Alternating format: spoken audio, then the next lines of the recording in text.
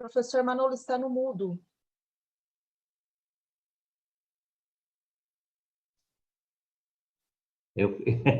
Então, eu fiquei sem querer no mudo, mas vamos lá.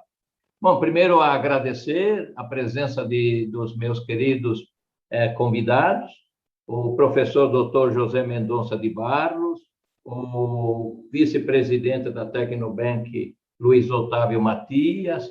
Agradeço a colaboração da UEBCIA, agradeço a colaboração da Tamer Comunicação.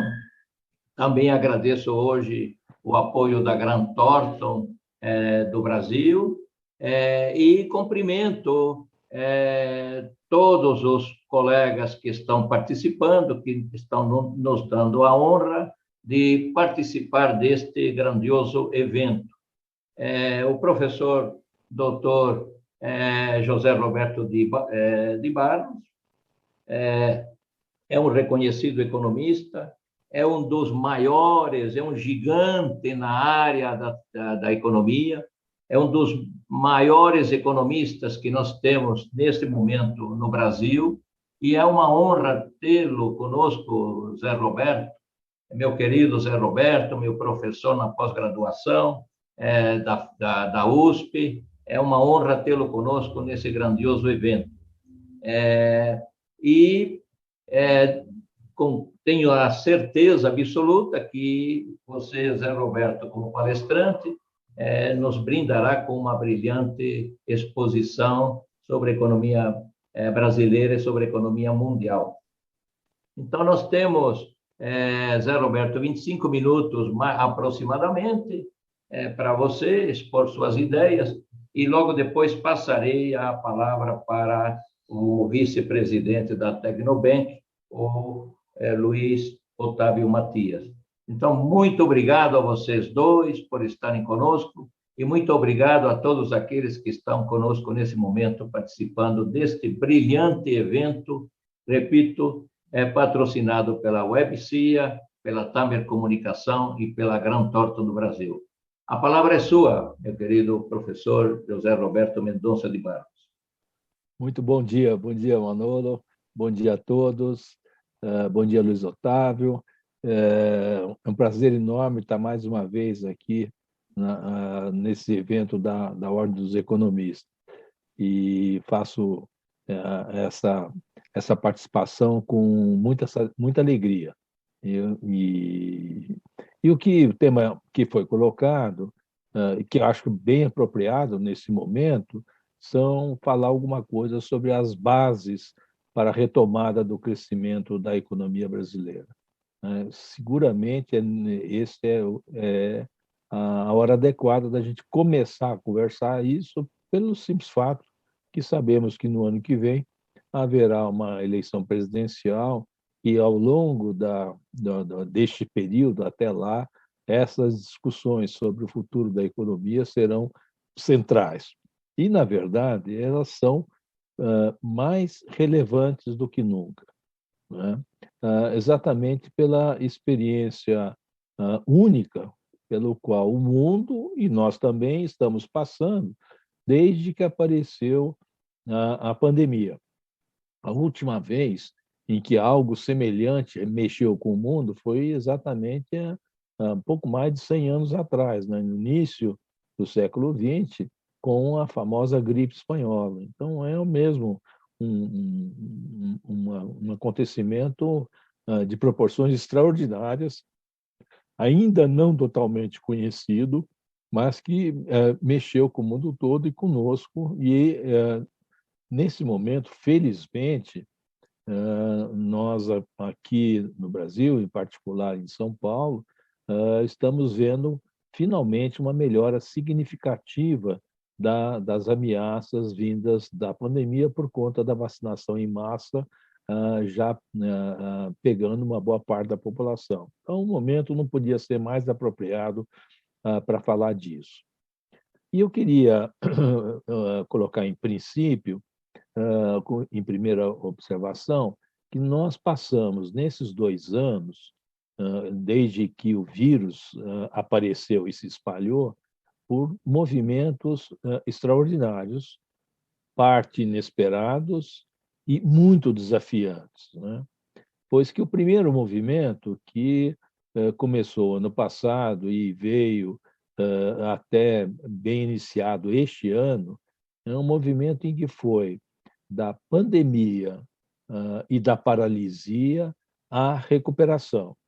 Eu não vou fazer história aqui, não é o caso, a gente relembrar os eventos, mas as coisas básicas são, em meados de março do ano passado, como todos se lembram, houve realmente o reconhecimento de que havia uma coisa extraordinariamente ameaçadora. A ignorância sobre o fato era bastante grande, né? E a única forma de defesa era o distanciamento social, o fechamento das pessoas, chamado lockdown, né? O que aconteceu em larga escala no mundo inteiro e em março do ano passado no Brasil, que naturalmente levou a uma queda abrupta de todas as atividades, uma coisa sem precedentes, né? Apenas coisas básicas continuaram funcionando, e isso foi o que marcou, digamos assim, março, abril, maio, o mundo todo e aqui também, né? Eu ressalvo que, neste momento, eu estou dizendo isso porque nós vamos falar disso no minuto adiante, houve um fenômeno extraordinário em que muitas atividades econômicas foram rápidas, muito rápidas nas atividades essenciais e desenvolverem protocolos que permitiram o funcionamento dessas mesmas atividades essenciais, seja no agronegócio, seja em indústrias, seja nos canteiros de obras, seja no sistema de distribuição. E é por isso que foi possível compatibilizar, né, o distanciamento social e o recolhimento social, a redução da interação entre as pessoas, com a manutenção básica das atividades essenciais, embora tenha ocorrido uma queda absolutamente espantosa de produção sem precedentes. Também todo mundo lembra que, logo em seguida, o Congresso acabou aprovando um conjunto de medidas. O mundo inteiro fez isso e foi muito parecido, foram muito parecidas as estratégias, que, na sua essência, significavam acionar a política fiscal, tanto para transferência de recursos para as famílias, quanto para transferência de crédito, recursos e certas reduções do ponto de vista de tributos para as empresas, para permitir a economia a trabalhar, né? E isso foi rápido, de tal sorte que, por volta de junho, já era evidente que tinha vida na atividade econômica. O que não era evidente é o que acabou acontecendo depois, isto é, aqui e no mundo inteiro, a força da política econômica, monetária e fiscal foi de tal natureza que, mesmo com todas essas dificuldades operacionais, a demanda, as famílias, voltou de forma extraordinária, né? Mas como boa parte das famílias estava em casa, o que voltou mais forte foi a demanda por bens, dado que uma boa parte do setor de serviços, como toda a cadeia da hospitalidade, não estava funcionando adequadamente e só voltou a funcionar mais recentemente, né?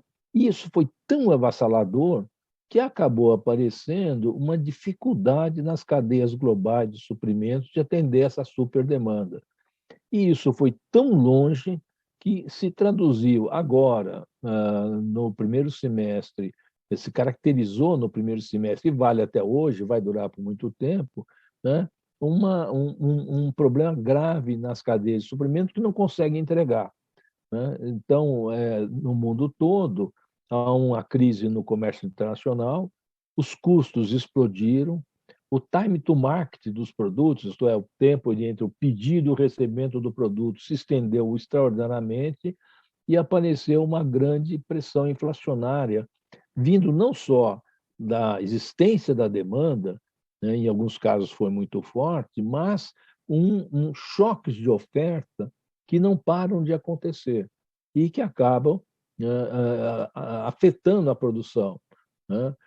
Aqui o Luiz Otávio vai mais adiante falar do setor automotivo, e acho que todos que nos escutam e nos veem sabem que no setor automotivo a escassez de chips no mundo inteiro afetou a produção desse segmento. Não foi só aí, e aconteceu em vários outros. Mas acho que o importante é registrar, e esse era o primeiro ponto que eu queria colocar, é que nós fomos muito rapidamente do colapso da produção a uma recuperação da demanda e um início de recuperação da produção em poucos meses. É uma experiência pela qual nunca ninguém tinha passado, e foi assim no mundo praticamente todo. O que foi muito bem-vindo, né?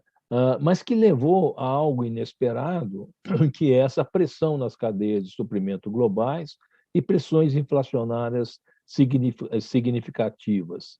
E é por isso que o segundo movimento, e aí já falamos do início desse ano, de agora e olhar adiante, houve uma pressão enorme, né, em cima das políticas monetárias e fiscais por conta desses desequilíbrios. E nós estamos vendo agora, né, no mundo como um todo, um início de normalização da política monetária e o encerramento de parte emergencial da política fiscal.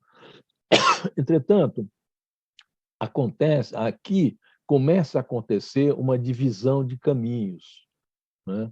Em parte do mundo rico e da Ásia, isto é, nos Estados Unidos, na Europa e em boa parte da Ásia, a política econômica rapidamente se reorganizou para substituir aquela parte emergencial, digamos, transferências de recursos emergenciais para as famílias. Isso foi se alterando na direção de dar suporte a uma nova rodada de investimentos naquilo que na MB a gente chama de agenda do futuro. O exemplo antológico disso está na Europa. É aquele fundo de 750 bilhões de euros. Pela primeira vez, a Europa, os alemães aceitaram que a Europa emita bônus comunitários, e esses 750 bilhões de euros vão virar, boa parte é puramente transferência, é concessional, boa parte é crédito, para financiar essa agenda do futuro. E o que é essa agenda do futuro? Fácil dizer isso nos dias da COP lá em Glasgow, né? Ele está muito associado à eletrificação da frota de veículos, isto é, o desenvolvimento de baterias, que não são só para veículos, mas também para baterias para ser utilizadas no sistema elétrico e em outras áreas de produção, os carros elétricos, a energia renovável, eólica, a solar e outras tentativas, a descarbonização, que é muito mais difícil dos processos produtivos, especialmente na indústria, que é a mais complicada, nos metais, na química, no cimento e assim sucessivamente, né? E na biotecnologia, na inteligência artificial. Então, nesses países, se encaminha para que não só tenha havido uma saída rápida daquele colapso através de medidas emergenciais, como isso vai ser substituído por um aumento no capex da economia como um todo nessas áreas novas.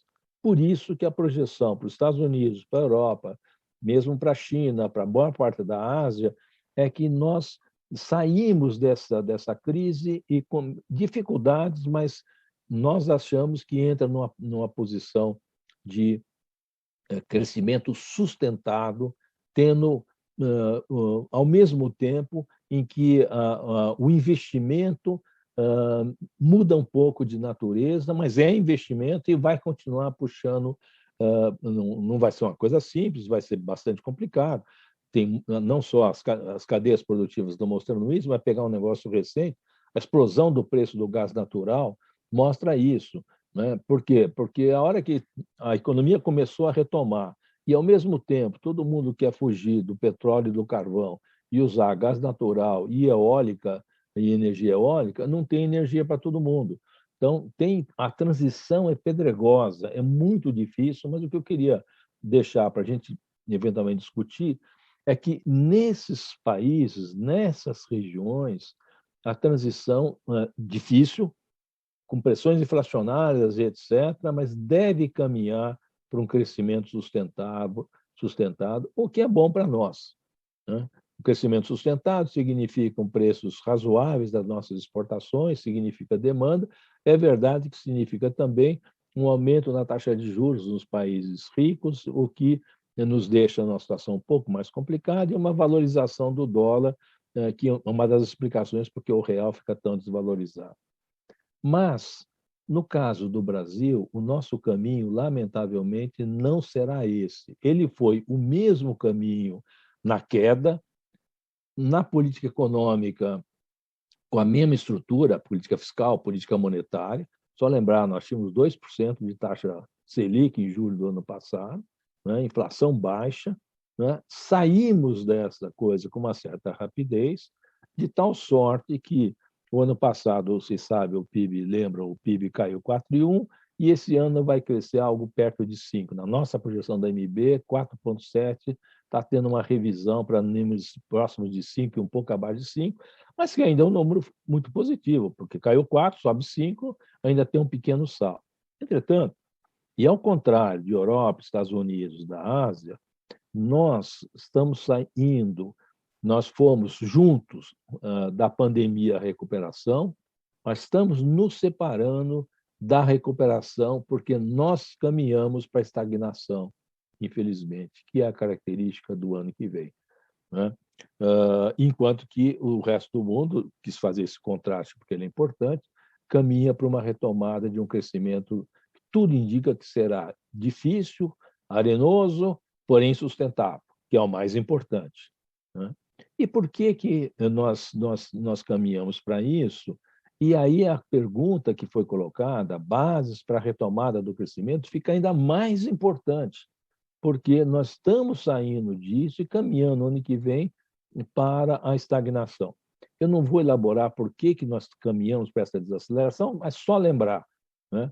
Um belo pedaço disso tem a ver com a inflação, isso é parecido com o resto do mundo, mas, ao contrário do resto do mundo, a nossa taxa de juros já subiu e vai subir muito mais do que lá fora.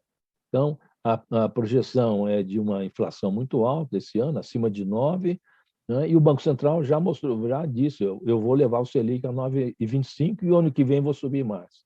Então, os juros muito altos, com impactos em cima do crédito. Nós temos um fenômeno adicional, que é a escassez de água nos reservatórios e, portanto, um choque de energia elétrica, no custo de energia elétrica fenomenal, que se soma aos choques vindo de fora do petróleo, né? O que faz com que o custo suba muito, né? O mercado de trabalho está recuperando agora um pouco, mas muito lentamente, e a demanda está sofrendo, particularmente as classes as classes C, D e E, porque a inflação média é alta, mas a inflação dessas categorias é muito mais alta, só olhar o que está acontecendo com o bujão de gás, com a gasolina, com a alimentação e assim sucessivamente. Então, caminha-se por uma estagnação. Na MB, nossa projeção é de crescimento zero o ano que vem. Tem instituições de primeiríssima qualidade que estão projetando crescimento negativo, e a média, aquela média do Focus, está caminhando para ser um número abaixo de 1%, e provavelmente, o grosso das opções, vão ser 0,5%, e que isso é nada, é estagnação.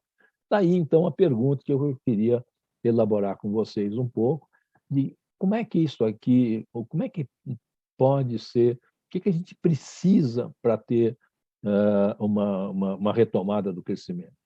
E eu acho que o primeiro ponto, creio que todo mundo concordaria nisso, é que está nos faltando uma visão realista, porém consistente, de futuro. Nós perdemos essa noção de futuro, tá?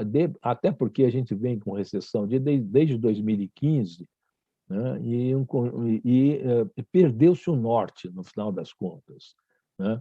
A última proposição que foi feita, que é de uma revolução liberal, né, feita na campanha de 2018, ela naufragou completamente, né? Nós não temos nada organizado, consistente, é uma coisa ad hoc, né? E todos estão acompanhando. Eu conversava com o Luiz Otávio, essas peripécias do teto de gastos, da emenda que se votou no Congresso, mostra como nós estamos realmente comandados pelo casuísmo, totalmente comandados pelo improviso, e o que a gente não tem é uma visão de futuro. Pior do que isso, e aí eu registro que é uma opinião pessoal minha, as pesquisas mostram que há, de novo, uma polarização muito clara entre direita e esquerda, e, a meu juízo, estes dois polos têm nada de visão de futuro para oferecer. Pela experiência passada dos dois polos, um quando foi governo e outro sendo governo agora, né? E nós precisamos disso de forma importante. Eu quero dizer, isso não é plano de governo, né? Isso é um roteiro, um conjunto de ideias, organizado de ideias-força, que permita a todos verem uma direção determinada que nós perdemos completamente. Nós só estamos falando de coisas defensivas e ajustar. Então, o que é preciso, eu acho, para que isso seja retomado? O primeiro é isso, né? Os americanos falam roadmap, né? Um roteiro do que nós precisamos perseguir organizadamente para que a gente possa retomar o crescimento sustentável, né? Porque só crescer de voo de galinha, nós também temos no Brasil experiências aqui em excesso, né? Então, o problema é crescer sustentável. E eu quero alinhar aqui 4 ou 5 coisas para que depois a gente possa discutir. Primeiro é essa, né?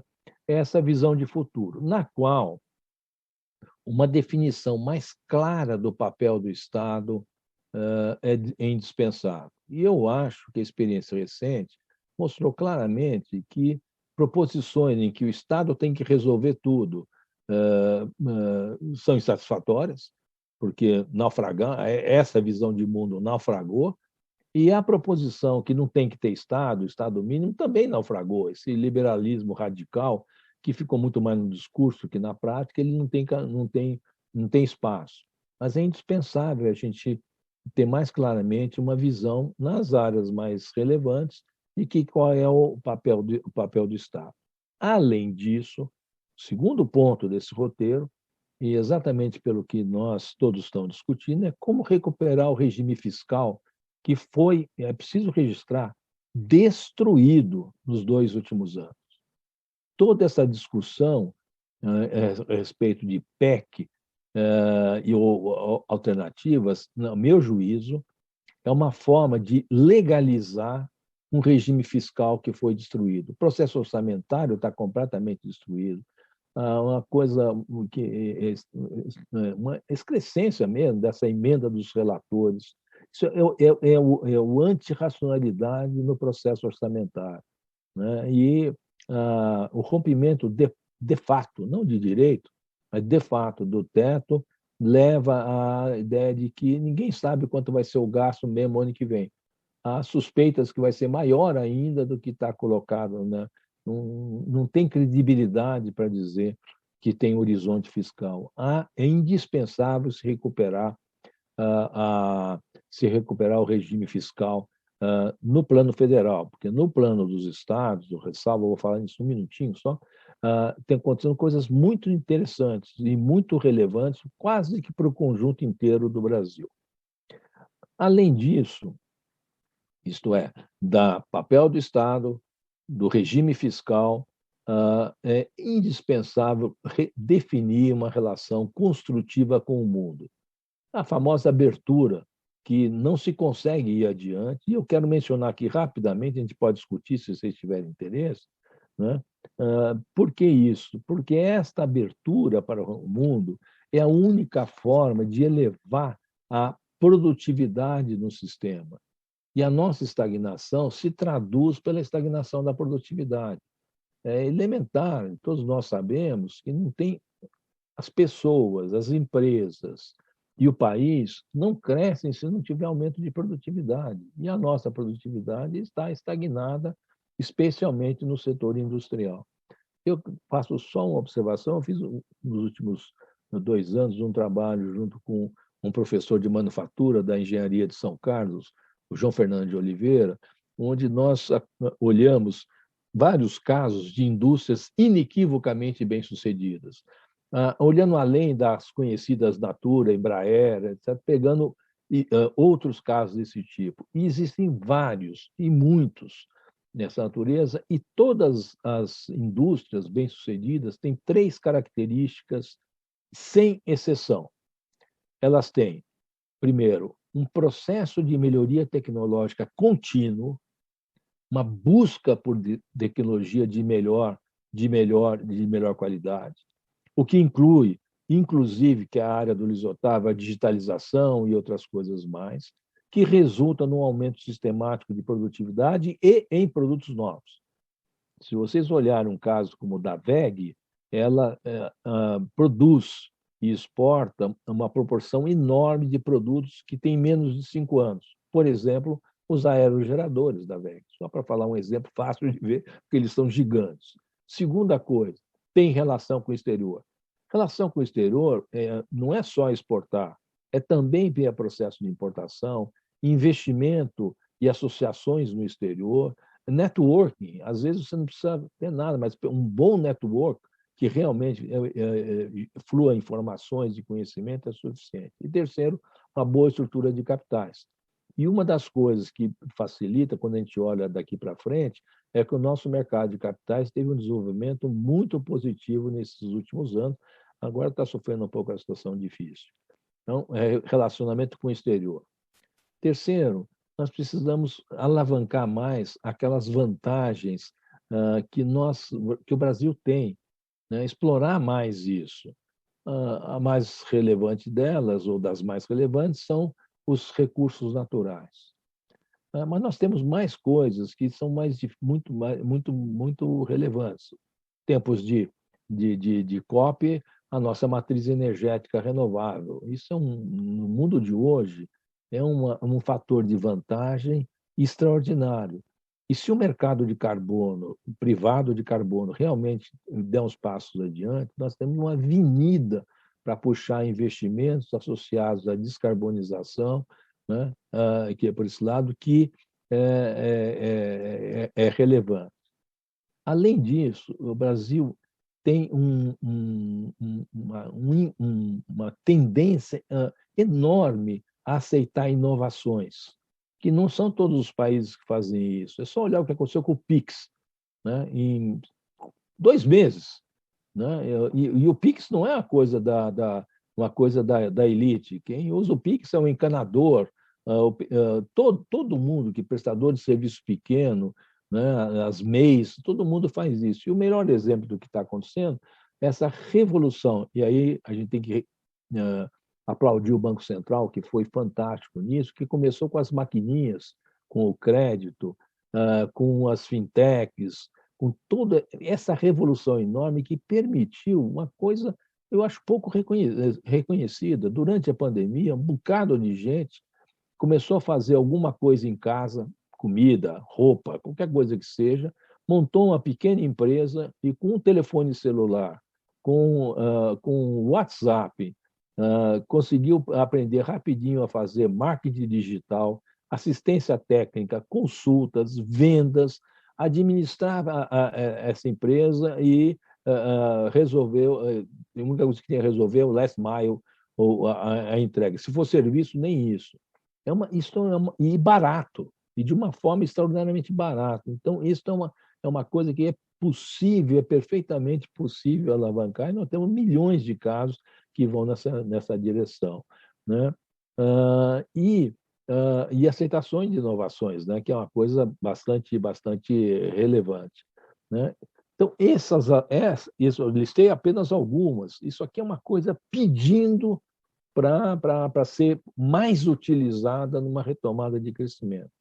E o último ponto, que eu não quero passar do tempo que me foi dado, né, obviamente, viabilizar a retomada do investimento. Né? Sem investimento, ninguém vai para frente, nenhuma empresa cresce, e muito menos o país. E uma forma de olhar o porquê da nossa estagnação é que a taxa de investimento agregada se mantém renitentemente abaixo de 20%. Né? E, para isso, além de rumo, além de uma certa tranquilidade fiscal, além da definir o relacionamento com o exterior, de melhor entrar nesse mundo do novo da energia, da, da descarbonização, da sustentabilidade, a gente tem que olhar mais algumas coisas, algumas bem modestas, né? Bem simples. Por exemplo, qualidade dos projetos. Todos conhecem, né, o impacto negativo de milhares de obras públicas que começaram e pararam sem adicionar nada, né, porque simplesmente tinha o dinheiro para começar, mas não foi adiante. Ou, se quiserem, um exemplo que não é de hoje, mas é relevante, entre a refinaria lá, Abreu e Lima, lá em Pernambuco, e o Compérgio, no Rio de Janeiro, foram torrados, queimados em praça pública, 35 bilhões de dólares de investimento, que não produzem nada relevante. Ora, essa quantia nem a economia americana é capaz de pagar, quanto mais a nossa. Então, de fato, a gente não pode queimar dinheiro da forma como eventualmente vem sendo queimado. Segunda coisa, que está na mão, acontece, mas muito menos do que deveria, é a alavancagem de investimento em infraestrutura com boa regulação e capital privado. Isso tem que ser muito maior, aproveitando algumas coisas que nós já temos disponíveis, como, por exemplo, uma razão boa lei do saneamento, que permite abrir muito mais coisa. Além disso, essa área dos processos de descarbonização, de energia sustentável, vai ser o maior filão de investimento no mundo. E nós não fazemos tudo, mas tem muita coisa que a gente pode fazer. E mesmo no setor automotivo, onde o Otávio vai falar, a combinação em carros híbridos que se utilizem de etanol abre possibilidades para coisas muito interessantes nessa direção.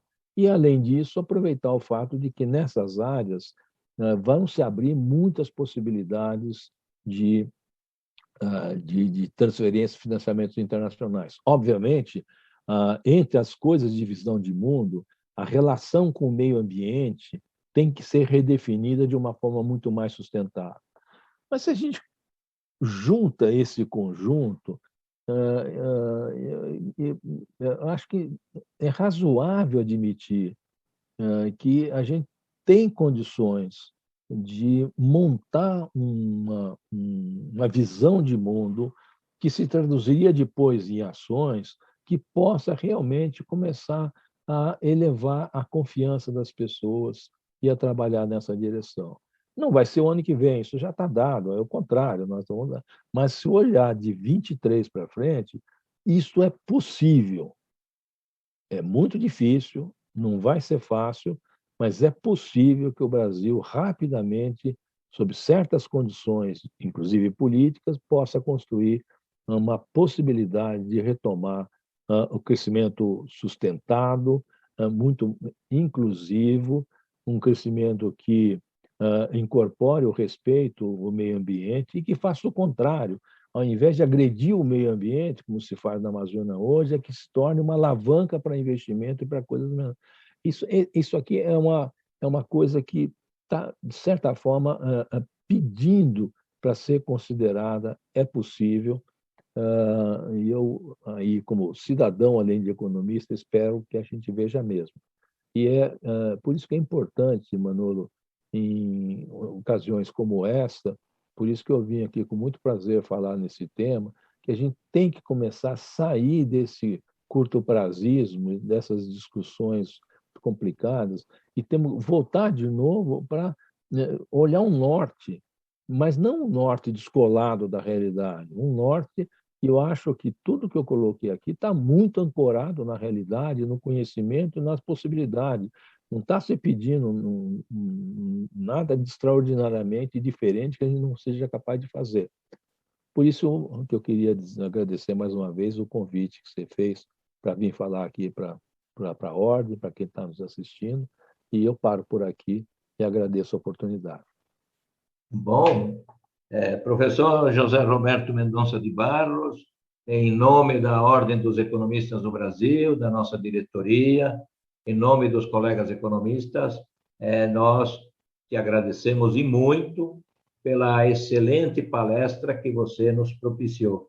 Você analisou aspectos extremamente relevantes do que está ocorrendo na economia mundial, dos desequilíbrios que estão ocorrendo nas cadeias produtivas, problemas sérios temos de oferta em grandes países como a China, Estados Unidos. Você citou o caso dos chips para todo o setor de automóveis, que não é o único caso, como veremos logo na sequência com o Luiz Otávio, e também nos brindou com um excelente diagnóstico sobre o que está ocorrendo na economia brasileira e com as preocupações com o papel do setor público e principalmente com as questões extremamente relevantes que nos vêm da área fiscal. A área fiscal está extremamente comprometendo as expectativas, aumentou consideravelmente as incertezas com relação ao nosso tema principal desta webinar, que são as bases para a retomada do crescimento econômico. Então, em nome da Ordem, em nome dos colegas, Roberto, meu muito obrigado, um caloroso aplauso a você, em nome de todos os colegas. E passo, na sequência, a palavra para o ilustre colega Luiz Otávio Matias, que é vice-presidente do Tecnobank. Luiz Otávio, também em nome da Ordem dos Economistas, dos colegas da diretoria, que agradeço fraternalmente por você estar presente conosco nesta brilhante webinar, da qual você é um co-participante. A palavra é sua, aproximadamente 25 minutos, pode ter uns 10 minutos a mais, tranquilamente. Ok. Bom, Manolo, muito obrigado pelo convite. É um prazer estar aqui novamente conversando com vocês. Zé Roberto, ouvi de fato uma aula que foi nos dada agora, nesses 25 minutos. É um prazer enorme poder participar e tentar dividir um pouco com vocês a nossa percepção desse mercado. E eu vou falar um pouquinho, como disse ele já, o Zé Roberto, sobre mercado automotivo, falar um pouquinho sobre uma tendência e dizer os impactos que essa cadeia traz para o mercado brasileiro, para a nossa economia. Eu vou compartilhar aqui uma apresentação, eu vou fazer uma apresentação de alguns minutos para contextualizar todos dentro do que nós queremos falar. Um segundinho. Bom, vamos lá então. Bem, primeiro, só me reapresentando novamente, Luiz Otávio Matias, eu sou vice-presidente da Tecnobank desde 2018. Fiquei alguns anos aí no mercado financeiro, aproximadamente 30 anos no mercado financeiro. Trabalhei em algumas instituições, mas minha última casa foi o Itaú, onde eu era vice-presidente, eu cuidava da área de financiamento de veículos. A Tecnobank é uma empresa de tecnologia especializada em fazer registro de contratos de financiamentos junto aos Detrans. Para cada financiamento de automóvel, para que o veículo seja constituído como garantia, é necessário registrar o contrato existente entre o banco e o financiado no Detran, para que se emita documento e constitua-se alienação fiduciária. Nós, então, integramos as instituições financeiras aos Detrans. a gente participa, de fato, de uma etapa bastante importante no ciclo de financiamento de veículos do Brasil. Alguns números da Tecnobank, nesses 2 últimos anos, houve aproximadamente 6 milhões de contratos registrados. Nós transacionamos aqui mais de 100 milhões de dados relativos a essa transação. A gente tem um market share no mercado brasileiro um pouco acima de 50%, e passou pela Tecnobank algo próximo a 130 bilhões de ativos do mercado financeiro. Bom, como falei há pouco, vindo do mercado financeiro, cuidando de veículos do setor automotivo, numa indústria ligada tecnologicamente a esse setor, vou falar aqui um pouquinho sobre o setor automotivo. O setor automotivo, ele sempre teve um impacto muito grande na economia brasileira, certo? Ele tem uma cadeia muito extensa, né? Ele sai lá da mineração, certo? Do minério, e vai na distribuição, da distribuição para toda a parte de suporte aos veículos comercializados no país. A indústria gera diretamente 420 mil empregos. Então, essa cadeia gera uma quantidade 3, 4 vezes maior do que a indústria gera diretamente. E é um setor extremamente importante. Se vocês olharem, ele hoje participa com 22% do PIB industrial brasileiro. Então, é uma cadeia que mexe bastante com a economia brasileira. E como tudo que aconteceu aqui no Brasil e aconteceu no mundo, o Roberto disse há pouco, esse setor foi impactado ali na pandemia em 2020 e teve uma reação também muito importante. Tentando contextualizar isso, quando comparamos a venda de veículos novos e usados com relação a 2019, a queda de veículos novos, de venda de veículos novos, foi na ordem de 26%. A de usados, uma queda em torno de 14%. Né? E essa queda só não foi maior porque, de fato, a indústria conseguiu se recuperar, especialmente no último trimestre.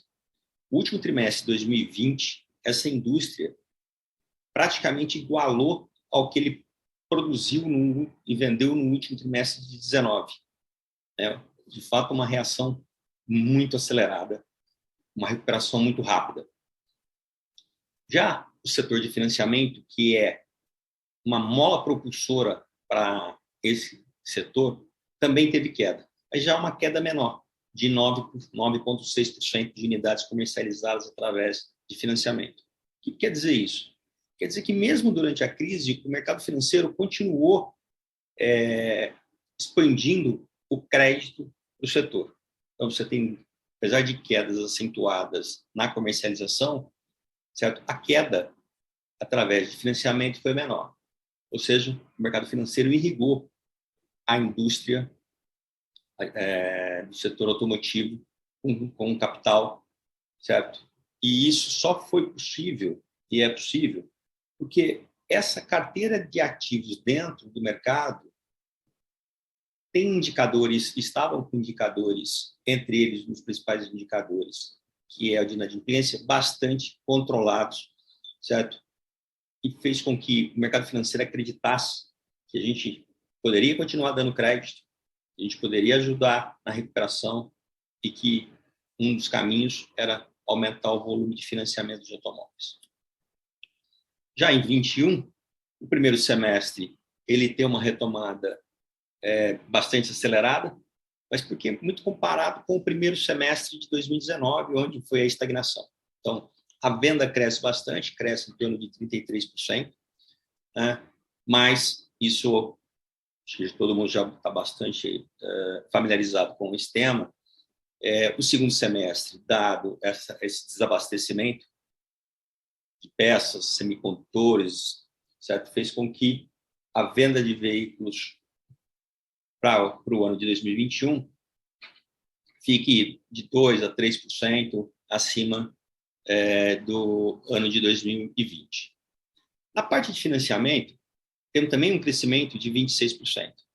E aqui eu chamo a atenção ao crescimento de 52% no mercado de usados, e um crescimento de quase 80% nos usados há mais de 12 anos.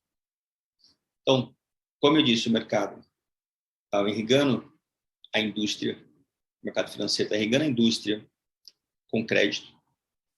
Essa indústria, ela tem uma mola propulsora muito forte com crédito. Tinha sinais claros que estavam estáveis com relação à inadimplência. Isso fez com que o mercado aceitasse garantias de mais idade, que é esse mercado de usados há mais de 12 anos. Esse conjunto, de fato, fez com que o setor entre 20 e 21 ainda se mantivesse com certo vigor, apesar da falta de veículos zero para comercialização. Além de financiamento de automóveis, né, tem duas outras modalidades que cresceram bastante nesses últimos anos. O crescimento do aluguel de automóvel, foi basicamente oferecido pelas locadoras, e uma coisa nova, que é a assinatura de veículo, que é, de fato, tratar o carro como um bem de consumo. Esse mercado cresceu, né, de um ano para outro 55%.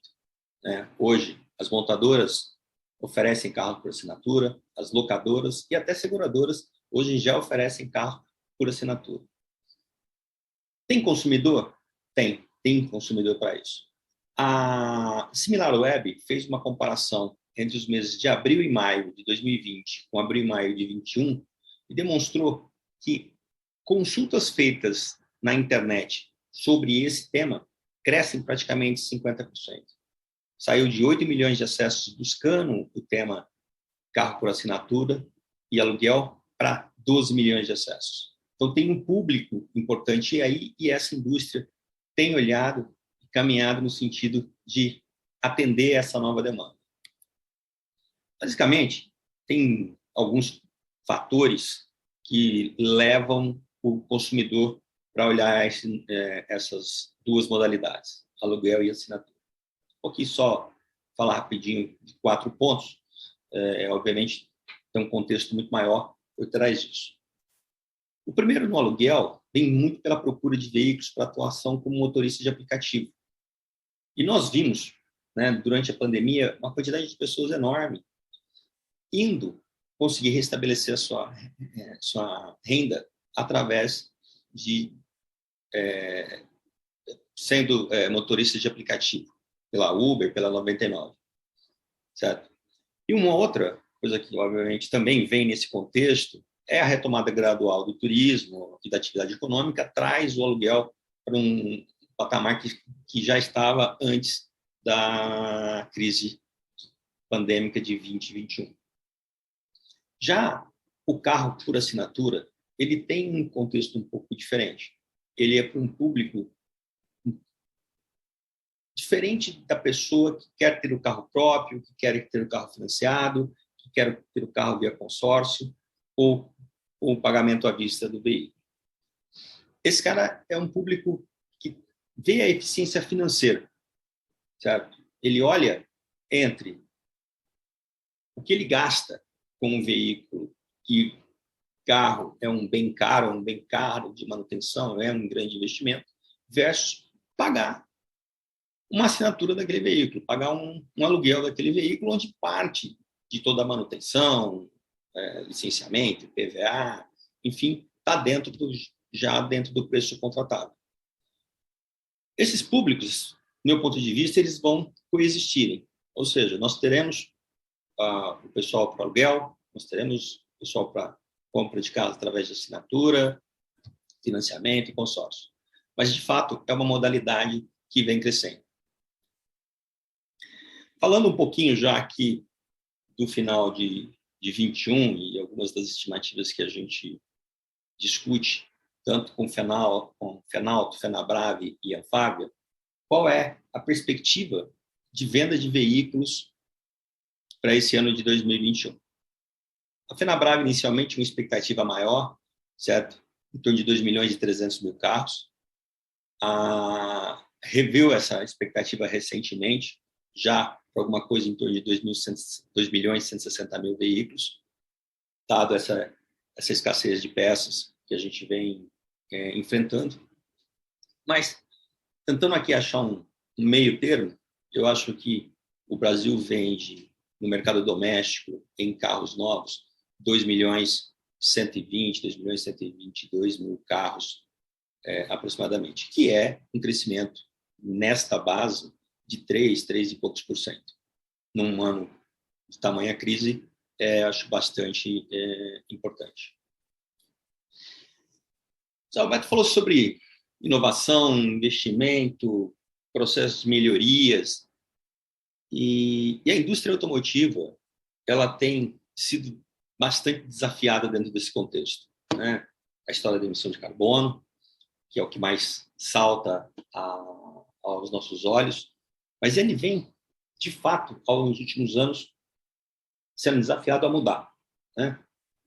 E essa mudança vem por algumas necessidades como essa, de menos emissão de carbono, vem do público que consome, o jovem que interage com o carro, a forma de interagir com o carro mudou bastante. E a indústria brasileira, certo? Ela tem feito grandes investimentos em tecnologia, né? Trazendo, de fato, carros cada vez mais conectados, exportando a tecnologia desenvolvida aqui no Brasil para suas matrizes, porque nós temos bons profissionais, boa infraestrutura dentro dessas indústrias. A região de São Carlos, em especial, tem um polo de desenvolvimento muito grande, né, ali para desenvolver essas novas tecnologias. Então, a gente vai ter carros cada vez mais conectados e a indústria brasileira é uma indústria que está muito antenada a isso e tem trabalhado nesse sentido. A comercialização de carros por meio digital, que pré-pandemia tinha um ritmo, a pandemia ela deu um grande empurrão. E do mesmo jeito que o Zé Roberto comentou há pouco, que você viu muita gente dentro de casa criando uma pequena indústria, fazendo as suas transações via WhatsApp. O setor de distribuição investiu muito nisso, de como comercializar o carro independente da loja física. Esse negócio é uma coisa que veio para ficar e vem crescendo de forma contínua com o melhoramento das ferramentas existentes, com uma forma de entrega diferente. Isso vai substituir a loja física? Não. Elas coexistirão, elas serão sempre complementares. E a gente fala um pouquinho sobre essa questão do reabastecimento de componentes. Todos os indicadores que a gente consegue olhar e das conversas que nós temos aqui, e só voltando a uma coisa que o Zé falou há pouco, como network é uma coisa importante, né? Você está conectado com as outras pessoas, conectado com pessoas aqui do Brasil, fora do Brasil, que te ajudam a pensar, que te ajudam a de fato criar algumas previsibilidades pelo que a gente observa aí ao mundo afora. O processo de reabastecimento ele volta agora em 2022, talvez mais para o segundo semestre do que para o primeiro, no setor automotivo, mas é uma realidade. Isso retoma a equalização entre a fabricação e a demanda, né, que tem um gap muito grande ainda aqui. Porém, o mercado de seminovos ele vai continuar em alta, né? Ele é um mercado muito robusto aqui no Brasil, um mercado muito consolidado. Esse mercado, essa forma que a gente comercializa aqui, além de grande, o distribuidor envolvido, esse mercado ele tem bastante robustez. Cuidado aqui, talvez, que a gente tenha que ter nesse ponto no próximo ano, é a questão da eventual desvalorização desse veículo, que, pelo desequilíbrio que aconteceu aqui em 2021, da oferta de novos e usados, esse carro ele tende a estar supervalorizado. Mas isso a gente vai ter que esperar um pouquinho para ver como é que vai se comportar. Falei há pouco, aluguel de carros por diária e assinatura vão continuar crescendo. E aqui, o crescimento, aqui no Brasil, o crescimento por carros elétricos, os híbridos, certo? Que é a eletricidade e combustão, ele vem crescendo, né? A cada mês, a cada ano, ele vem crescendo e vai ser uma coisa muito mais próxima da nossa realidade do que a gente imagina. O elétrico puro sofre com uma questão de infraestrutura, o Brasil é muito grande, certo? O Brasil é um continente, então é difícil você pensar somente no carro elétrico para esse curto prazo. Mas o carro elétrico, como híbrido, com motor a combustão, isso é uma coisa que a gente já observa, vai ser muito presente no nosso dia a dia. E a gente que circula aqui mais por São Paulo, os shoppings hoje já oferecem mais essa questão do abastecimento. Antes você não tinha, hoje o shopping, antes tinha uma tomada, hoje tem 2, tem 3, e você está vendo ali já os carros acoplados. Então, esse crescimento ele é dado e a gente tem que apostar bastante nele. Um ponto que eu deixei por último para falar, que é mais uma questão comportamental, né, nessa indústria automotiva, é o espaço que a mulher vem tomando nessa cadeia. A indústria automotiva era um ambiente muito masculino, né, ocupado basicamente por homens. Hoje, quando você entra na indústria, da indústria até a distribuição, você tem mulher na oficina, você tem mulher na indústria, nas linhas de montagem, você tem mulher na direção das companhias aqui no Brasil. Uma das fábricas aqui do Brasil é dirigida por uma mulher. Ou seja, a mulher vem ocupando um espaço que era predominantemente masculino. E é um dado que eu acho bacana compartilhar com vocês, porque eu que vivo nesse mercado há muitos anos, era difícil imaginar uma mulher mecânica. E hoje, a gente, andando pela indústria, cruza com elas com uma naturalidade muito grande. Então, é muito gostoso ver isso, muito gostoso ver esse espaço sendo ocupado numa indústria tão masculina como foi a indústria automotiva até esse momento. Enfim, falando em 22, eu vou falar bem pouquinho de 22, certo? Para fazer alguma previsibilidade para 22, a gente tem que esperar o início desse próximo ano, né? Onde a gente vai ter mais claro se, de fato, esse fornecimento de componentes ele se estabiliza, né? Principalmente os tais semicondutores, chips e tais, que é o grande gap que a indústria aponta. Vamos ter que olhar como é que vai ser a concessão de crédito, como é que o crédito vai se comportar. Lembrando que, falei há pouco, o crédito está muito atrelado com a inadimplência. A gente vê uma inflação alta, a inflação consome renda, a renda, certo, prejudica, com certeza, o índice de inadimplência. As pessoas têm que começar a fazer opção no que vai pagar, né? E ela pode vir a prejudicar um pouco a concessão de crédito. Taxa de juros alta, ela sempre assusta o consumidor, mas eu acho que o tamanho que está, talvez o impacto não seja muito grande, né? E outros dois fatores que a gente tem que observar é a história do preço do petróleo e do dólar, que afeta muito a indústria, inclusive, se você, principalmente no dólar, aqui, se você tem a opção de produzir, vender para o mercado interno, produzir e vender para o mercado externo, né? Mas, de uma forma ou outra, eu sou uma pessoa que, assim, gosto de dizer que sou otimista e quero ser otimista com relação a esse mercado. E eu diria para vocês que entendo que esse mercado ele deva crescer com 22 com relação a 21, na casa de entre 12% e 14%. E aqui eu diria que estou com mais cara de conservador do que de otimista. Mas se funcionar bem a parte de concessão de crédito, se a taxa de juros ficar mais ou menos por aí, eu acredito no mercado na faixa de uns 14% com relação a 21. As montadoras estão bastante otimistas com relação a essa retomada.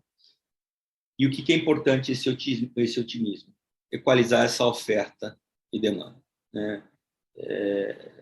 Pouca oferta, alta demanda, a inflação em qualquer lugar ela existe. Se a indústria conseguir equalizar a oferta, eu acho que o preço do carro se ajusta e a inflação do setor automotivo tende a ficar estável.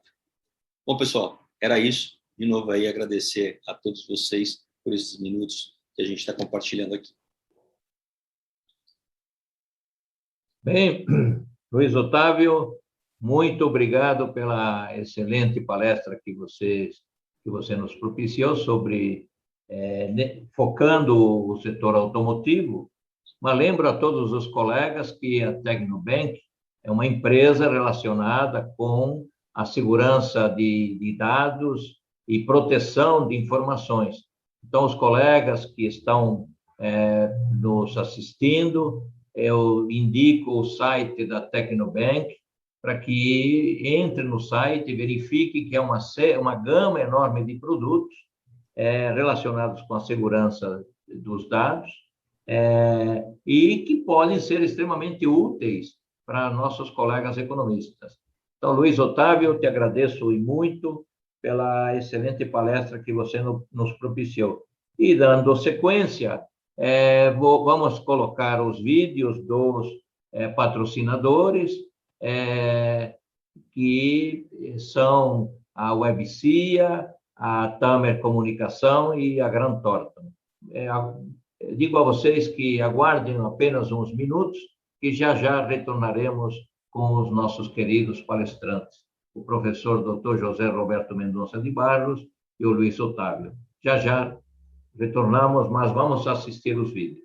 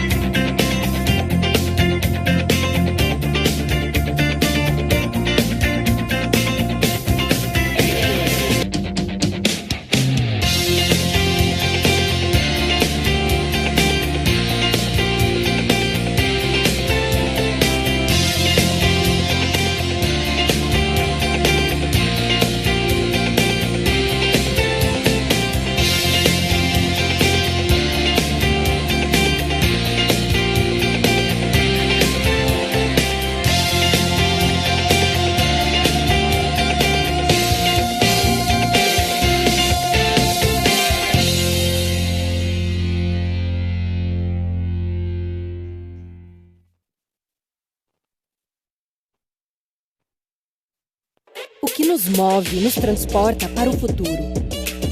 Dinamismo para acompanhar as evoluções tecnológicas e os novos modelos de negócios. Dinamismo para inovar.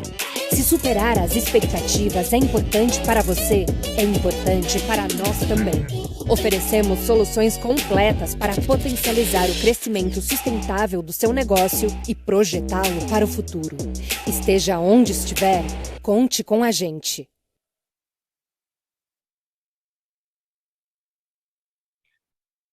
Bem feito, realizados esses vídeos, agradeço também à FIA, a Fundação Instituto Administração, o Procede, por ser um parceiro nosso também nesta brilhante webinar. E temos várias perguntas, aliás, muitas perguntas, tanto para você, Luiz Otávio, quanto para o nosso querido Zé Roberto. Vamos começar pelo Zé Roberto. Zé Roberto, uma das perguntas, vou colocar 3 para você reuni-las e condensá-las e falar sobre elas. Foram palavra do professor Almir e da professora Selma, que são nossos vice-presidentes da Ordem dos Economistas do Brasil. E estão relacionadas com as reformas administrativas e tributárias, se elas nos levariam a uma diminuição das incertezas fiscais nos próximos anos, com relação às políticas econômicas que poderiam ser utilizadas ao longo desses próximos anos, talvez mais da forma que você falou, a partir de 23, e essas taxas de juros que até há pouco tempo atrás estavam favorecendo e bem o setor do crédito para bens duráveis e principalmente no setor do financiamento de imóveis. E agora, com essa possibilidade do Banco Central, que já disse que em dezembro teremos taxa de juros Selic de 9,25% ao ano e em 2022 um pouco mais elevadas, quais seriam os impactos dessas taxas nesses setores que, em meses atrás, estavam dando sinais extremamente relevantes para a retomada do crescimento econômico. Então, eu te peço que junte essas questões e você faça uma colocação sobre elas. Ok, muito obrigado, Almir e Selma, pelas questões. Eu acho reformas, como vocês mesmos colocaram, só são possíveis de serem pensadas num contexto de um novo governo, isto é, depois de 23. Eu acho que, nesse momento, a coisa está tão esquisita no Congresso que é melhor não fazer, porque a experiência tem sido, as reformas que têm sido feitas saem ruins. Né? O melhor exemplo com relação a isso foi o caso da Eletrobras. A possibilidade de privatização da Eletrobras é uma coisa razoável. Eu, pessoalmente, acho que seria positivo para o Brasil, mas foram colocados tantos dos chamados jabutis, é um espanto que foi colocado, e esse projeto é muito ruim, é melhor que não aconteça mesmo. E então eu acho que isso é algo que vai ter que voltar ao seu momento, né? Para se retomar a discussão. A reforma administrativa tem que estar dentro dessa visão do papel do Estado, né? E sabendo que ela é dificílima, porque o Estado foi muito capturado por grandes corporações. Vai ser fácil botar isso no chão, mas é possível. Eu lembro, alguns estados fizeram reformas administrativas e foram bem-sucedidos, seja tanto em pessoal, privatização, e mesma coisa de organização, mas não é o momento, não é agora. Na reforma tributária é a mesma coisa, né? Eu acho que nós jogamos fora, mas não está perdido, um trabalho de anos do Congresso na chamada PEC 45, tem a versão do Senado, que é muito positiva, e espero que isso volte, né? O que está nessa coisa da reforma do imposto de renda se encaixa, a meu juízo, minha opinião, num projeto muito ruim. É melhor que ele fique adormecendo mesmo, que não aconteça nada. Com relação a juros, vocês têm toda a razão. É uma fonte de preocupação e não haverá retomada sustentada sem que a inflação e os juros voltem a dar sinais e comecem a cair, voltem a dar sinais firmes disso que está aí. Com relação ao mercado imobiliário, eu tenho a seguinte percepção, né? O segmento do mercado imobiliário, tipo Minha Casa Minha Vida, que já está muito desacelerado, ele vai sofrer muito, porque nesse cenário para o ano que vem, a renda e o emprego das categorias C, D e E vão ficar, já estão prejudicados e assim vão continuar. A segunda coisa é que a capacidade de compra, o chamado índice de affordability, cai muito quando sobe o Selic, que puxa a taxa relevante de financiamento imobiliário. Isso já aconteceu, né? Então, olhado dessa forma, também é de se esperar uma desaceleração. O que ainda deve continuar sustentando alguma coisa no mercado imobiliário no ano que vem, né, é uma movimentação que a gente podia classificar como resultado de ajuste de portfólio nos poupadores, que moveu muito o mercado imobiliário no passado e esse ano. O que foi, né? Com a experiência de ficar em casa, muita gente passou a prezar muito a residência e querer uma coisa melhor, ou mesmo uma casa fora de São Paulo para trabalhar à distância. E aí isso foi financiado muito mais por um ajuste no portfólio das pessoas. Tem muito a ver com as classes A e B, e isso eu acho que vai continuar a ter um certo movimento. Mas no conjunto, e a indústria de cimento já mostra isso, e no setor imobiliário nós vamos uma desaceleração forte. Com esses juros, vocês têm toda a razão, é punitivo, né? É difícil não ser assim. Então, tudo isso aí projeta melhora, dependendo dos resultados da sucessão presidencial, a partir de 23, como de resto, a própria retomada. É isso aí, Manolo. Zé Roberto, há uma mensagem aqui do nosso querido professor Roca a você, que diz: caro Mendonça, ele diz, a sua apresentação foi fantástica. E me lembro do nosso curso de Economia Brasileira na FEA USP, o cuidadoso diagnóstico dos fatores que têm caracterizado os problemas atuais e principalmente condicionado a criação das condições necessárias para a retomada do crescimento econômico. Então, temos um ilustre participante Que bom, nos assistindo. Fico feliz. Que é o nosso querido professor Roca, que já nos brindou com uma palestra no começo deste webinar. Temos também a grata satisfação de contar com o presidente do Conselho Regional de Economia de Alagoas, nosso querido presidente Marcos Calheiros. Temos também o prazer de contar com o Lanzana, com o nosso querido professor Lanzana, que te faz duas perguntas. Ele diz que o crédito default swaps, o CDS, tem aumentado muito recentemente. E se você se preocupa com a ideia de que essas agências de risco possam reduzir a nota dos títulos brasileiros. E, em segundo lugar, ele diz, olha, o ano que vem é ano de eleição. Você está prevendo um novo aumento da carga tributária? Bom, deixa antes de responder o Lanzana, agradecer a gentileza da mensagem do Roca. Antes de tudo, um fraterno amigo, né?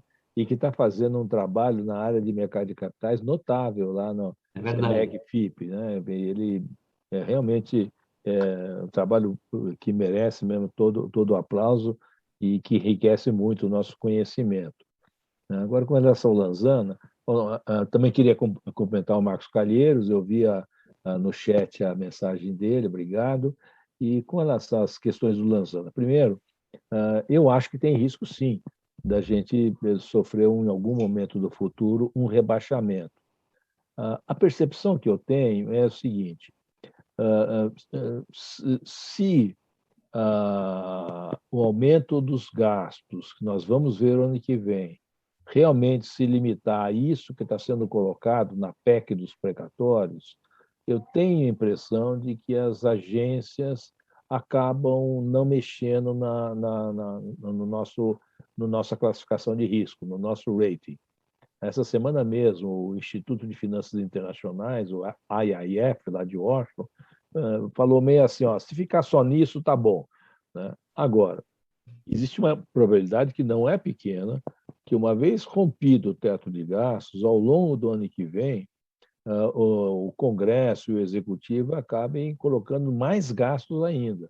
Por exemplo, muita gente acha que o auxílio, o novo auxílio, o novo Bolsa Família, entra com 400, mas vai sair da máquina de aumentar os gastos em 500. Se imagina que vai ser aumentado o fundo eleitoral. Tem uma demanda por aumento de gastos de caráter populistas e eleitorais enorme. Se isso, de fato, começar a acontecer, eu acho que o risco de um rebaixamento é real, é concreto, né? Então, isso aqui é importante, né, da gente colocar. A segunda questão que o Lanzana colocou estava ligado à da carga tributária. O ano que vem é um ano isso. eleitoral? Eu acho que não.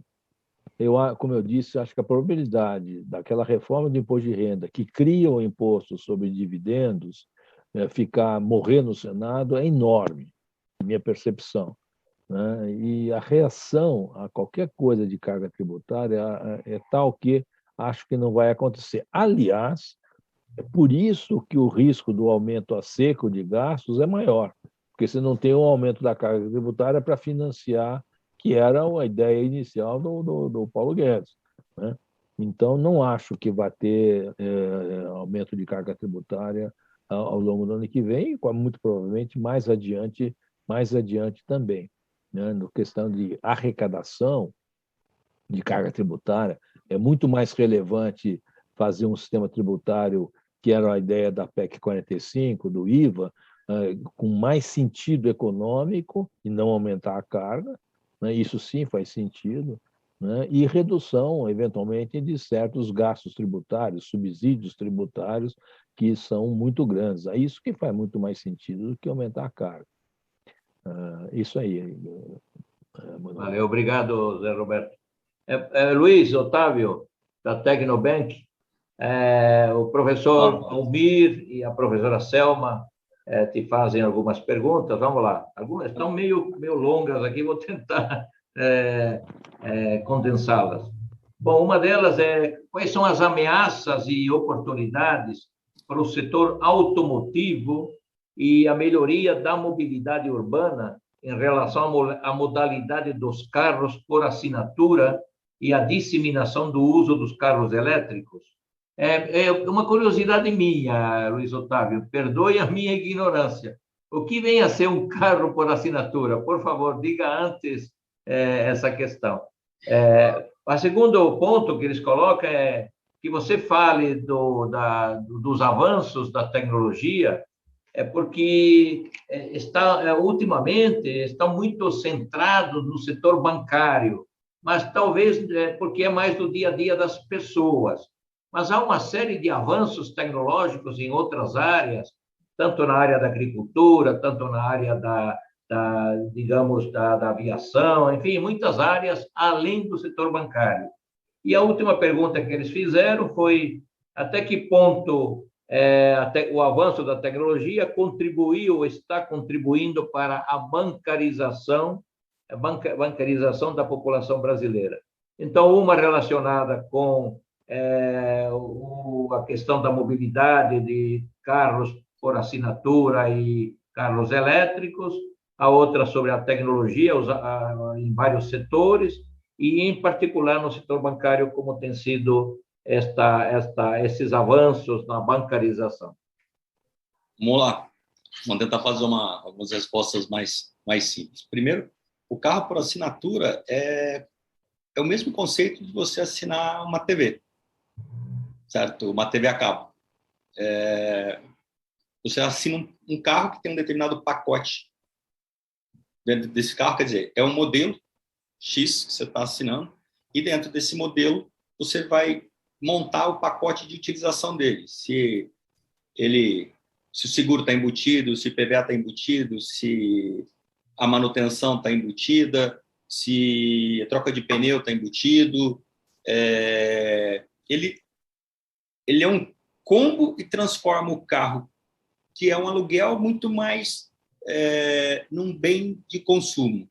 O aluguel é uma coisa muito padrão, né? O aluguel, a locadora ali. O assinatura, ele tem um pouco disso, mas ele traz uma personalização do veículo para ele. Por isso que tem uma questão aqui importante, que quem consome esse carro, ele é muito ligado à eficiência financeira. Ele vai fazer uma continha, certo? Se aquele pacote que ele está consumindo vale mais a pena do que ele comprar um carro à vista, financiado e assim por diante. E por que as montadoras são as primeiras a oferecer? Porque ela tem todo o contexto da manutenção desse carro, as redes de distribuição, que proporciona a construção desse pacote. Não que só a montadora possa fazer isso, como tem já locadoras grandes fazendo e a própria seguradoras do isso. A questão da mobilidade é óbvio que para um país como é o tamanho do Brasil, ele tem pontos muito extremados, né? E que aí você tem que analisar essa mobilidade dentro desses pontos extremados. A Faria Lima é um desses pontos, de um extremo, e, eventualmente, a cidade de Nova Brasilândia, no Mato Grosso, é um outro extremo. Você não pode tentar achar um modelo que atenda de forma igualitária o Brasil como um todo, né? Existe uma tendência, sim, de você, ela era até mais forte antes da pandemia, de você trazer maior mobilidade através de transporte público. Isso deu uma freada, porque, obviamente, nesses 2 últimos anos, muita gente que usava o transporte público migrou para o carro de aluguel, migrou para o transporte do Uber, migrou para a utilização do próprio carro, com medo do transporte público. Mas, sem dúvida nenhuma, é um São Paulo, Rio de Janeiro, certo? Esses modelos têm que coexistir. E muito calçado no transporte público, que é, de fato, muito eficiente, tem que ser muito eficiente. É muito melhor, né, para uma cidade desse tamanho, você ter uma base maior no transporte público. Mas, quando você sai daqui e vai daqui a Cuiabá, daqui a Recife ou qualquer outro extremo do nosso país, você vai ver que a oferta de transporte público é muito baixa, certo? E aí o carro ele se transforma num artigo de fato de necessidade de transporte. O carro e a moto, né? Que a moto para o interior do Brasil é uma coisa que cresceu demais. E pegando um gancho só aqui, quando eu disse na minha apresentação, olha, o carro elétrico ele veio para ficar, mas ele vem aqui no Brasil muito mais com uma cara de um carro híbrido entre combustão e eletricidade, no sentido de mostrar que ele serve muito bem quando você está nesses grandes centros, mas na hora que você sai desses grandes centros, você ainda encontra grandes dificuldades. Então, a gente tem que esperar a infraestrutura chegar para que, de fato, se torne um produto de utilização nacional só na eletricidade. E já existem processos, tanto nas capitais, né, nas grandes cidades, como no interior, de pontos de abastecimento para que isso se torne mais usual. Você vai deixar de parar lá no posto X, né, deixa num estacionamento, vai fazer o que você precisa fazer, a hora que você volta, o seu carro está abastecido. E a tecnologia desse abastecimento tem mudado bastante, o prazo de reabastecimento do elétrico tem diminuído. Então, esse negócio veio para ficar e aqui tem bastante oportunidade.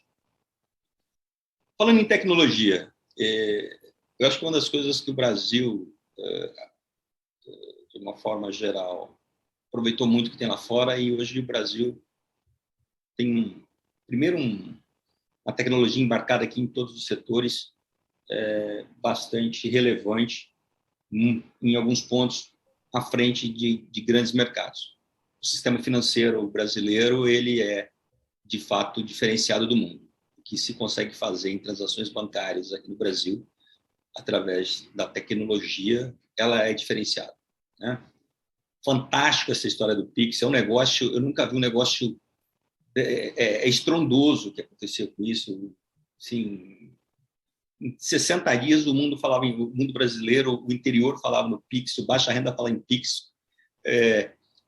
Até aquela pessoa que, assim, puta, não, mas de repente se vê obrigado a fazer e virou uma febre, virou um verbo, certo? É maravilhoso. Isso só foi possível porque a tecnologia bancária aqui no mercado brasileiro, ela é diferenciada do mundo, é excepcional.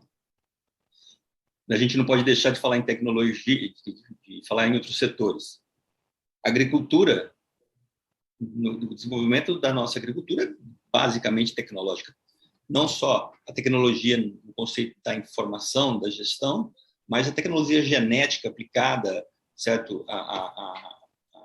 Toda a parte de manutenção do solo, conservação do solo, é uma coisa que é referência para o mundo também e traz o Brasil como um dos maiores produtores de grãos do mundo, né? Então, essa área desenvolveu bastante. Tecnologia da informação. Essa vem sofrendo aqui ela é sustentável no Brasil, ela é grande. Obviamente, agora, como com essa nova lei de proteção de dados, ela passa por uma reformulação importante, né? Onde requer investimento, vai requerer uma forma nova de tratar esses dados, mas muito saudável para todo o mercado, né? E aqui a gente tem um desafio nesse momento, como tratar esse dado de uma forma segura, né? Sem nenhum tipo de invasão, etc. É um desafio bem importante que nós estamos enfrentando. E fechando com a última pergunta, assim, a bancarização hoje, talvez como conta corrente, que a gente conhece no passado, ela tem um tamanho. O que a gente viu acontecer são contas de pagamento, né? Essa história da maquininha que o José falou agora há pouco. Então, ela de uma forma ou de outra bancarizou essa pessoa que antes ela tinha que andar com moeda na mão ou fazer algum tipo de escambo. Então, essas contas de pagamento trouxe para a camada C, D e E, que antes tinham dificuldade de fazer transações financeiras através de meios eletrônicos, alcançaram. Como a gente acabou de falar, o Pix, certo? É uma conta de pagamento, seja de conta corrente ou uma conta própria. Ele transfere o dinheiro de um lugar para o outro, lá no interior do Alagoas ou aqui no próprio interior do estado de São Paulo. O que ainda tem um espaço a percorrer, né? Mas aí não está tão voltado à tecnologia, é um pouco como o crédito para baixa renda pode crescer. E aí é um desafio grande que não só para o mercado brasileiro, mas o mercado como um todo, como conceder crédito para pessoas de baixa renda. Excelente, Luiz Otávio. Bom, eu estou percebendo que você respondeu a uma pergunta feita pela Tereza Ana Boneto, que ela estava perguntando sobre os carros elétricos, se havia já uma boa base de infraestrutura para que o carro elétrico pudesse ser abastecido, não só nas grandes cidades, mas pelo Brasil inteiro. Outras perguntas, vamos respondê-las por e-mail. Mas te agradeço muito. Eu vou passar a palavra, estamos já agora no momento passando a palavra para as considerações finais. Vou passar a palavra para o nosso querido Zé Roberto, trazendo uma ponderação apenas, não é bem uma questão, mas nós temos um colega muito assíduo lá de Barreiras, é o Joel, um economista que mora lá em Barreiras, e ele diz que lá na região, que é o oeste da Bahia, há uma área de cerrado disponível de quase 14 milhões de hectares, hectares que podem ser direcionados para a plantação de soja, de milho, etc. E que o barulho que há lá fora, internacional, não é justificável com relação às questões da preservação do meio ambiente, porque toda a área rural deixa no mínimo 35% de área preservada. Ou seja, na nossa agricultura, no Brasil inteiro, os agricultores, por lei, né, é verdade, preservam uma área extremamente forte.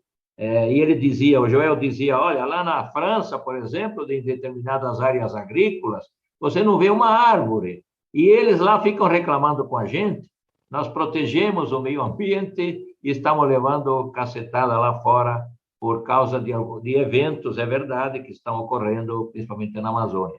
Mas a palavra é sua, meu querido Zé Roberto, já agradecendo a tua presença aqui nesta brilhante webinar. Considerações finais.